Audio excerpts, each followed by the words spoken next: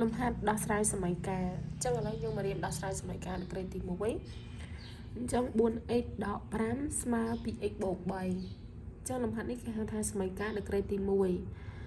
អញ្ចឹងពេលដែលយើងដោះស្រាយគឺយើងដោះស្រាយរកចម្លើយ x តើ x ស្មើប៉ុន្មានអញ្ចឹងដើម្បីដោះស្រាយលំហាត់នេះបងប្អូនគ្នាត្រូវទុក x ម្ខាងហើយនឹងលេខម្ខាងអញ្ចឹងទុក x នៅខាងឆ្វេងទុកលេខនៅខាងស្ដាំអញ្ចឹងកន្លែងនេះ 4x វានៅខាងឆ្វេងស្រេចអញ្ចឹងទុកវា 4x ដដែលបន្ទាប់មក 2x នេះនៅខាងស្ដាំអញ្ចឹងយកវាមកដាក់ខាងឆ្វេងប៉ុន្តែយើងមើលសញ្ញាបើកន្លែងនេះបូកអញ្ចឹងយកវាមកដាក់ខាងនេះត្រូវដាក់សញ្ញាដកតើមកដាក់សញ្ញាស្មើលេខ3នេះវានៅខាងស្ដាំដដែលលេខ3នេះនៅខាងស្ដាំស្រាប់អញ្ចឹងដាក់លេខ3នេះនៅខាងស្ដាំដដែលដក5នៅខាងឆ្វេងចុះមកដាក់ខាងស្ដាំនេះបានបូក5វិញបន្ទាប់មកយើងបូកនេះមក 4x ដក 2x នៅសល់ 2x ស្មើនឹង3បូក5នេះ8បន្ទាប់មកយើងចែកប្រមាត់លេខ2នេះ 2x គឺត្រូវចែកនឹង2ចឹងខាងនេះក៏ត្រូវចែកនឹង2ដូចគ្នាចឹង2ចែកនឹង2នេះបាន1ចឹងនៅសល់តែ x ទេចឹង8ចែកនឹង2នេះបាន4ចឹងចម្លើយសម័យកាលរបស់យើងដូចនេះ x ស្មើ4អសកដក 7x ដក2ស្មើដក 5x បូក10អញ្ចឹងយើងធ្វើដូចគ្នាគឺយើងទុកអាយ៉ាត់ x ម្ខាងលេខនៅម្ខាងអញ្ចឹង 7x នៅខាងនេះស្រាប់អញ្ចឹងទុកវាដដែលបន្ទាប់មកយើងយកដក 5x យកមកដាក់ខាងនេះអញ្ចឹងដកនេះបដូរទៅជាបូកវិញអញ្ចឹងបូក 5x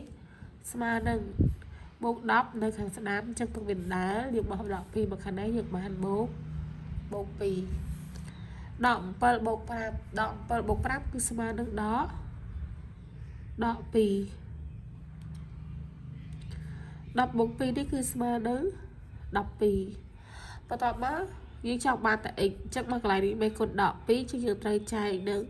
ដក2ដូចគ្នាអញ្ចឹង12នេះក៏ត្រូវចែកនឹងដក2ដែរអញ្ចឹងដក2ចែកដក2ដល់សល់តែមួយទេយើងចំណែកដល់សល់ x 12ចែកនឹងដក2គឺបានដក6 4បូក 8x ស្មើ 8x ដក2អញ្ចឹងយើងធ្វើដូចគ្នាបូក 8x ទុកនៅខាងនេះ 8x នេះបូកដែរអញ្ចឹងយើងបោះមកខាងនេះបានដកលេខ2នៅខាងស្ដាំអញ្ចឹងទុកលេខ2នៅនឹងដដែលបោះដក4មកខាងនេះបោះ4មកខាងនេះគឺបានដក4 8x ដក 8x គឺនៅសល់0អញ្ចឹងយើងឲ្យដាក់ 0x ស្មើនឹងដក2អញ្ចឹងកាលណាយើងឃើញចម្លើយ 0x ស្មើនឹងលេខអញ្ចឹង0នេះវាអាចស្មើនឹងលេខបានទេអញ្ចឹងកន្លែងនេះមានន័យថាដូចនេះសម័យកាលគ្មាន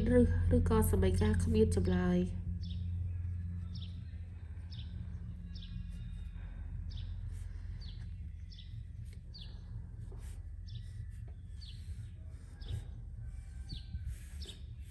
អក្សរខដក 2x បូក5ស្មើនឹង5ដកឲ្យ 5x យើងធ្វើដូចគ្នាមកយើងទុក 2x នៅកន្លែងនេះដដែលដក 5x ជាងយើងបោះមកខាងនេះយើងបានបូក 5x 5នេះយើងទុកដដែលបូក5នេះបោះមកនេះយើងបានដក5ដក 2x បូក 5x ស្មើនឹង 3x 5ដក 5នេះ0ចឹងយើងទាញរក x យើងយក 3x ចែកនឹង3ចឹងខាងនេះ0ក៏ចែកនឹង3ដែរចឹង 3x ចែកនឹង3គឺនៅសល់ x 0ចែកនឹង3គឺយើងបាន0ចឹងកន្លែងនេះគឺមានចម្លើយធម្មតាតែចម្លើយរបស់វាគឺ x ស្មើ0